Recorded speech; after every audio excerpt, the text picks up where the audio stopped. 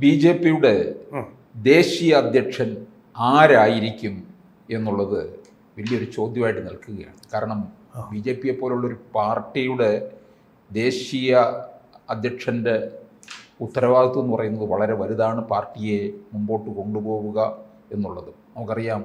അമിത്ഷായൊക്കെ അല്ലേ അതെ ആ സ്ഥാനത്തിരുന്ന്. ഇപ്പോൾ അമിത്ഷാ മോദി ഒരു കൂട്ടുകെട്ട് തന്നെയാണ്. അപ്പോൾ അതുപോലെ വളരെ ശക്തനായ ഒരാളെ അല്ലേ പ്രതീക്ഷിക്കുന്നത്? ഈ ബി.ജെ.പിയുടെ ഇക്കാര്യത്തിലുള്ള തീരുമാനം വളരെ അപ്രതീക്ഷിതമായിരിക്കും.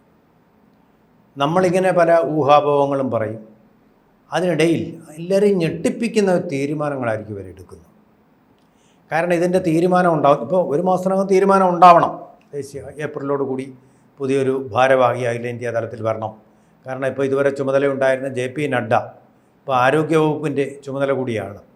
അതുകൊണ്ട് എല്ലാ ഭാരവും കൂടെ വെച്ചുകൊണ്ടിരിക്കുക എന്ന് പറയുന്നത് അവർ ചെയ്യും. RSSൻ്റെ അച്ചടക്കം ഉള്ളതുകൊണ്ട് അവർ അക്കാര്യങ്ങളൊക്കെ ഭംഗിയായിട്ട് തന്നെ ചെയ്യും. കർമ്മകുശലതയുണ്ട്. രാഷ്ട്രത്തിന് വേണ്ടി സ്വയം അർപ്പിക്കുകയാണല്ലോ ഇവരുടെ ഒരു രീതി, കുടുംബത്തിന് വേണ്ടിയല്ല. പക്ഷേ ഇത് ഓവർ വർക്ക്ഡ് ആണെങ്കിലും അവർ പരാതിയൊന്നും പറയില്ല. ഒരു പരാതി ബി.ജെ.പിയുടെ ഒരൊറ്റ നേതാവ് എനിക്ക് വേണ്ടത്ര ഉത്തരവാദിത്വം തരുന്നില്ലെന്നോ എനിക്ക് വളരെ കൂടുതൽ പണിയാണെന്നോ ആരെങ്കിലും ഇതുവരെ പരാതിപ്പെട്ട് കേട്ടിട്ടുണ്ടോ?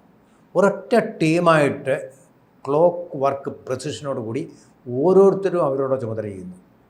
അതിലേക്ക് എന്തെങ്കിലും ഒരു പരാതി ഇങ്ങോട്ട് ഓവർലാപ്പ് ചെയ്യുന്നുണ്ട്, എൻ്റെ അധികാരത്തിൽ കടന്നു കയറും, ഒറ്റ പരാതി ഇതുവരെ കേട്ടിട്ടുണ്ടോ? അച്ചടക്കം, കേഡർ സ്വഭാവം ഇതെല്ലാം കാത്തു സൂക്ഷിച്ചുകൊണ്ടാണ് അവരുടെ മുന്നോട്ടുള്ള പോക്ക്. അപ്പോൾ ഇത് നിലനിർത്താൻ പര്യാപ്തനായിട്ടുള്ള ആളുകൾ വരും. ഇവിടെ തീരുമാനമെടുക്കുന്നത് രണ്ട് തുല്യ ശക്തികളാണ്. ഒന്ന് രാഷ്ട്രീയ സ്വയം സേവക് സംഘം, മറ്റൊന്ന് ഭാരതീയ ജനതാ പാർട്ടി. ഇത് രണ്ടും കൂടെ ചേർന്ന ഒരു ഐക്യരാഷ്ട്ര സെക്യൂരിറ്റി കൗൺസിലാണ് തീരുമാനമെടുക്കുന്നത്. സെക്യൂരിറ്റി കൗൺസിലാണ്ട് 12ഓളം രാഷ്ട്രങ്ങളുണ്ടല്ലോ. ഇവിടെ അങ്ങനെയില്ല. സ്ഥിരമായിട്ട് 8 മറ്റേത് 4 എന്നാണല്ലോ. ഇന്ത്യയും കൂടെ വേണമെന്ന് പറഞ്ഞുകൊണ്ടിരിക്കുന്നുണ്ട്. ഇവിടെ അങ്ങനെയല്ല സംഭവം. ഇവിടെ 2 പേരേ ഉള്ളൂ. ഈ 2 പേരും സ്ഥിരാംഗങ്ങളാണ്. 2 പേർക്കും വീറ്റോ അവകാശമുണ്ട്. അതാണ് അതിൻ്റെ രസം. ഇപ്പോൾ ബി.ജെ.പി ഒരു തീരുമാനം പറഞ്ഞാൽ RSSന് അത് വീറ്റോ ചെയ്യാം. അപ്പോൾ ബി.ജെ.പി എന്ത് ചെയ്യും? പിണങ്ങി പോവുകയല്ല, ആ തീരുമാനമായിട്ട് മുന്നോട്ട് പോവുകയില്ല. ബി.ജെ.പി ആ തീരുമാനത്തിൽ നിന്ന് പിൻവാങ്ങും, വേറൊരു തീരുമാനം കൊണ്ടുവരും. അതും RSS വീറ്റോ ചെയ്യാൻ നടക്കില്ല എന്ന് പറഞ്ഞ ഒരു RSS ഒരു സ്ഥാനാർത്ഥിയെ സജസ്റ്റ് ചെയ്യുക. ബി.ജെ.പിക്ക് സ്വീകരിക്കുകയാണെങ്കിൽ അപ്പോൾ അയാൾ പ്രസിഡൻ്റായി കഴിഞ്ഞു. അതല്ല, വീറ്റോ ചെയ്തെങ്കിൽ RSS വീണ്ടും മറ്റൊരു സ്ഥാനാർത്ഥിയല്ല ഈ ദേശീയ പ്രസിഡന്റിനെ. 2 കൂട്ടർക്കും പവറുണ്ട്. 2 കൂട്ടർക്കും തുല്യ പവറാണ്. എന്നാൽ ഇതിനകത്തൊരു അന്തർചിത്രമോ തർക്കമോ ഒരാളിനെ തിരഞ്ഞെടുത്തതിൻ്റെ പേരിൽ പ്രതിഷേധിച്ച് CPM-ൽ നിന്ന് പിളർത്തിക്കൊണ്ട് VS അച്യുതാനന്ദനും ഒക്കെ കൂടി പത്മലോചനും എല്ലാം കൂടി ഇറങ്ങിപ്പോകുന്നത് പോലൊരു പോക്കൊന്നുമില്ല അവിടെ. അന്തിമ തീരുമാനം എടുത്തതിന് ശേഷം മാത്രമേ 2 പേരും കൂടെ കൈകൊടുക്കുകയില്ല, കൈകൂപ്പി പിരിയുകയുള്ളൂ. വളരെ സൗഹാർദ്ദപരമായ അന്തരീക്ഷത്തിലായിരിക്കും അത് അവസാനിക്കുന്നത്. ഓരോരുത്തരുടേതും കാര്യത്തിന് ഓരോരുത്തരുടേതായിട്ടുള്ള ന്യായവും ഉണ്ടായിരിക്കും. ഇതിലിപ്പോൾ പലപ്പോഴും നല്ല പ്രസിഡന്റുമാരും വന്നിട്ടുണ്ട്, എന്നാൽ അത്ര നല്ല പ്രസിഡന്റ് അല്ലാത്തവരും വന്നിട്ടുണ്ട്. തീരുമാനമെടുത്തത് ബി.ജെ.പി ആണോ RSS ആണോ എന്ന് നമുക്കറിയത്തില്ല. 2 പേരും കൂടി ചേർന്നെന്ന് നമുക്ക് പറയാം. ഇതാണ് അതിൻ്റെ ഒരു രീതി, മോഡസ് ഓപ്പറാൻഡി എന്ന് പറയുന്നത്. അതുപോലെ തന്നെ ബി.ജെ.പി എന്ന് പറയുന്നത് ഒരു ഉത്തരേന്ത്യൻ ശക്തിയാണ്, ഉത്തരേന്ത്യൻ പാർട്ടിയാണ് എന്നൊക്കെ പറയാറുണ്ട്. അതുപോലെ തന്നെ പറയാറുണ്ട് അതൊരു സവർണ ജാതിക്കാരുടെ പാർട്ടിയാണ്. ഇതിൻ്റെ കടയ്ക്കൽ കത്തി വെക്കുന്ന തരത്തിലുള്ള തീരുമാനങ്ങൾ എടുത്തിട്ടുണ്ട്. ബി.ജെ.പിക്ക് തെക്കേ ഇന്ത്യയിൽ ഇത്രയൊന്നും ശക്തി ഇല്ലാതിരുന്ന കാലത്ത് അവർ തെക്കേ ഇന്ത്യയിൽ നിന്ന് ഒരു പ്രസിഡൻറ്റിനെ തിരഞ്ഞെടുത്തിട്ടുണ്ട്. സവർണ പാർട്ടിയാണെന്ന് പറയുമ്പോൾ തന്നെ ദളിതനായ ഒരു പ്രസിഡൻറ്റിനെ തിരഞ്ഞെടുത്തിട്ടുണ്ട്. അദ്ദേഹം ആന്ധ്രാപ്രദേശിലായിരുന്നു അദ്ദേഹത്തിൻ്റെ കർമ്മഭൂമി. ജന്മഭൂമി പക്ഷേ തമിഴ്നാടാണ്. അതാണ് ബംഗാരു ലക്ഷ്മൺ. ദളിതനായ ഒരു പ്രസിഡന്റ്, വലിയ പ്രഭാവത്തിൽ ബി.ജെ.പിയുടെ എല്ലാം സീതാറാം കേസരിയെ പോലല്ല, കോൺഗ്രസ്സിലെ ജഗജീവൻ റാമിനെ പോലെയല്ല, അരികിലേക്ക് മാറ്റപ്പെട്ട ആളായിരുന്നില്ല. ഫുൾ പവറോട് കൂടിയിരുന്നു. ഫണ്ട്, പിരിവ്, ഇതിനെല്ലാം സർവ്വ അവകാശങ്ങളും അദ്ദേഹത്തിനാണ്. പാവം മനുഷ്യനെ. ഇപ്പോൾ നമ്മൾ പറയാറുണ്ട്, ക്രുദ്ധനാം സർപ്പത്തേക്കാൾ ഏറ്റവും സത്യധർമാതി വെടിഞ്ഞേടിന പുരുഷനെ ക്രുദ്ധനാം സർപ്പത്തേക്കാൾ ഏറ്റവും ഭയക്കണം. ഈ ഒരു പാവം മനുഷ്യന് ഒരബദ്ധവും പറ്റി. അതായത് അദ്ദേഹം ഇങ്ങനെ പലത സോഴ്സിൽ നിന്ന് ഇങ്ങനെ ഫണ്ട് വന്നുകൊണ്ടിരിക്കും. നല്ല പണിയാണിതിന്. ഈ ഫണ്ട് കളക്ഷൻ തന്നെ നല്ലൊരു പണിയാണ്. ഒരുപാട് പേര് ഇങ്ങനെ പലതരത്തിൽ ചെക്കായിട്ടും ഒക്കെ, അന്ന് ഈ ഇലക്ട്രോണിക് ബോണ്ട് ഒന്നുമില്ല, ആ സമ്പ്രദായം ഇല്ല, അതിനൊക്കെ മുമ്പാണ്. ഫണ്ടിങ്ങനെ വരും, അതിങ്ങനെ സ്വീകരിച്ചുകൊണ്ടിരിക്കുന്നതാണ് വലിയൊരു പണിയാണ്. ശരിക്കും ഖജാൻജിയാണ് അത് സ്വീകരിക്കേണ്ടത്. പക്ഷേ പ്രസിഡൻറ്റിൻ്റെ കൈ കിട്ടിയാൽ അത് ഖജാൻജിയുടെ കൊണ്ട് കൊടുക്കുമെന്ന് പറയുകയല്ല, അവിടെ സ്വീകരിക്കുക. അങ്ങനെ വന്നുകൊണ്ടിരിക്കുന്നു, സ്വീകരിക്കുകയും ചെയ്യും. പാവം മനുഷ്യൻ വളരെ സുതാര്യമായിട്ട് അത് ചെയ്തുകൊണ്ടിരുന്നു. ഇതിപ്പോൾ കള്ളമുള്ള ആൾക്കാരാണെങ്കിൽ മാണിയെപ്പോലെ വീട്ടിലൊരു പിന്നെ നോട്ട് എണ്ണുന്ന യന്ത്രവും വെച്ചുകൊണ്ട് രഹസ്യമായിട്ടിരുന്ന് ചെയ്താൽ മതി. പിന്നെ ആരെങ്കിലും ശത്രുക്കൾ പുറത്തു പറയും, പക്ഷേ അത് പുറത്തു വരും. ഇവിടെ അങ്ങനല്ല ചെയ്തത്. അദ്ദേഹം ഇങ്ങനെ ഫണ്ട് വരുന്നതും പാർട്ടിയുടെ കാര്യങ്ങളും എല്ലാം കൂടെ നിർമ്മിച്ചുകൊണ്ട് അദ്ദേഹത്തിൻ്റെ മുറിയിൽ ഇങ്ങനെ ഇരിക്കുക. അപ്പോൾ ഇതൊരു അവസരമായിട്ട് കണ്ടുകൊണ്ട് ഒരു വിഷം നിറഞ്ഞ ഒരു ചാനൽ, ശരിക്കുള്ള പേര് കോബ്ര, ഒരു കോബ്ര ഓപ്പറേഷൻ അവരൊക്കെ നടത്തി. കാരണം ഇദ്ദേഹത്തിന് ഇങ്ങനെ കാര്യങ്ങൾ ചെയ്യുന്നതിനിടയിൽ ഇന്ന പണം നിങ്ങൾ കൊണ്ടു കൊടുക്കാൻ അദ്ദേഹം സ്വീകരിച്ചുള്ളൂ. കാരണം ഇയാൾ സത്യസന്ധനായ മനുഷ്യൻ, നേരെ ചൊവ്വേ വരുന്ന പണമാണെന്ന് വിചാരിച്ചതെല്ലാം വാങ്ങിക്കും. നോക്കിയപ്പോൾ വളരെ ടെയിൻറ്റഡായിട്ട് വ്യക്തിത്വമുള്ള ആളുകളുടെ കയ്യിൽ നിന്ന് ഈ പണം ഇങ്ങനെ അദ്ദേഹത്തിൻ്റെ മേശയിലേക്ക് കോപം വന്ന് വീഴുക, അദ്ദേഹം അതങ്ങ് സ്വീകരിക്കുന്നു. ഒരു കള്ളവും ഓപ്പറേഷനും ഒന്നും പാവം മനുഷ്യൻ പ്രതീക്ഷിച്ചില്ല. അതെടുത്ത് ചാനലിൽ ആക്കിക്കൊണ്ട് ശത്രുക്കളുടെ കയ്യിൽ ഏറ്റവും മാരകമായ ആയുധമായി കഴിഞ്ഞു, ലീത്തൽ വെപ്പൺ, അത് വെച്ച് അങ്ങ് ആഞ്ഞു കുടഞ്ഞു. ഈ പാവം മനുഷ്യൻ അപ്പം തന്നെ രാജിവെച്ചു, പുറത്തുപോയി. പുറത്താക്കാതെ രക്ഷയില്ല BJPക്ക്, നിൽക്കക്കള്ളിയില്ല. പറഞ്ഞ് ന്യായീകരിക്കാൻ പറ്റാത്ത ഒരു തെറ്റാണ്.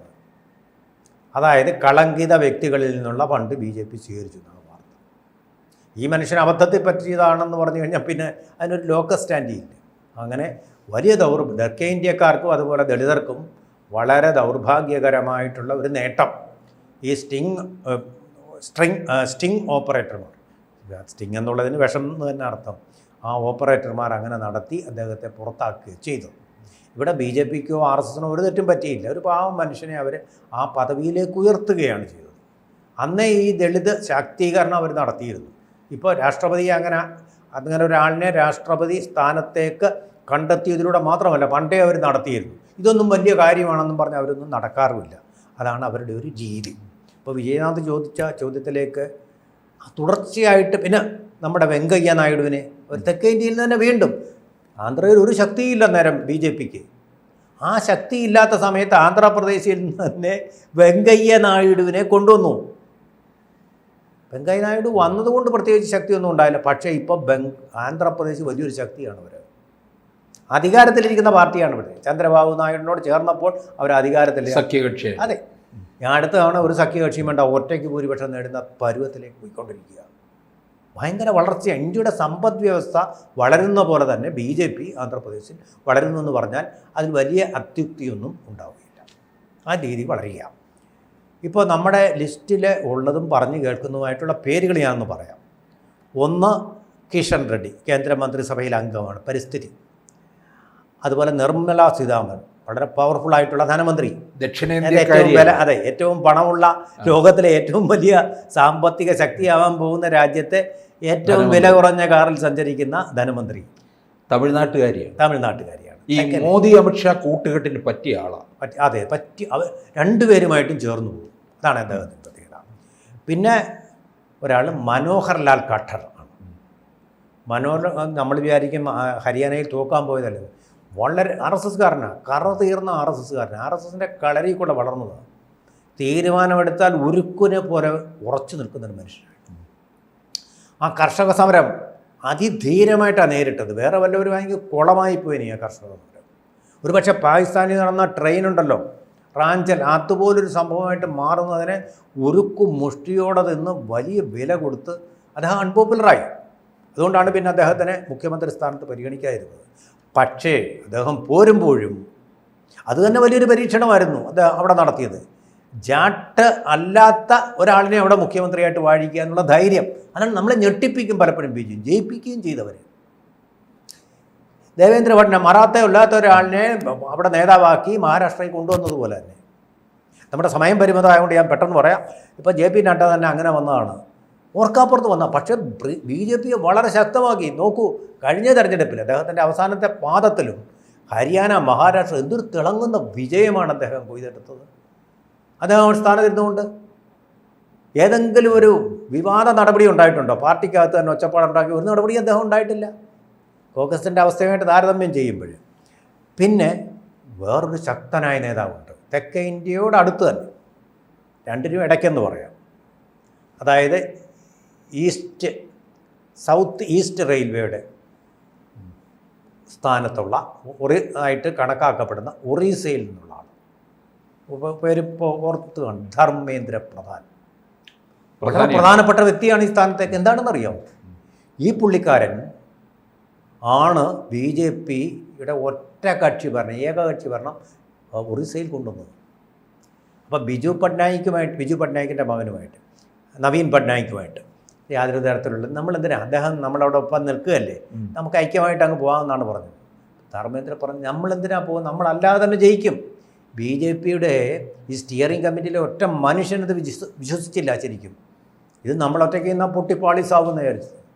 പറഞ്ഞു, ഞാൻ പറയുന്നു ജയിക്കാം. സുന്ദരമായിട്ട് ജയിച്ചു, തിളങ്ങുന്ന വിജയം. ഏതാണ്ട് 4 ടേം, ജ്യോതി ബാസുവിനെ പോലെ 4 ടേം പൂർത്തിയാക്കിയ നവീൻ പട്നായിക് തിത്തോം തകിടോം എന്ന് പറഞ്ഞ് തറയിൽ വീണു. BJP ഒറ്റയ്ക്ക് ഭരിക്കുക.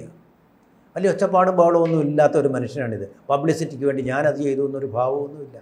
എല്ലാ RSSകാരെ പോലെയും അച്ചടക്കത്തോടു കൂടി തൻ്റെ മിടുക്ക് കൊണ്ടൊന്നുമല്ല BJP ജനങ്ങളുടെ പിന്തുണയാണ് എന്ന് വിചാരിച്ചുകൊണ്ടിരിക്കുക. ഇതിനകത്ത് ഇപ്പോൾ പറഞ്ഞതിൽ മനോഹർലാൽ ഖട്ടറിനുള്ളൊരു കുഴപ്പമെന്ന് പറഞ്ഞാൽ അദ്ദേഹം പ്രധാനമന്ത്രിയോട് വളരെ അടുത്ത ആളാണ്.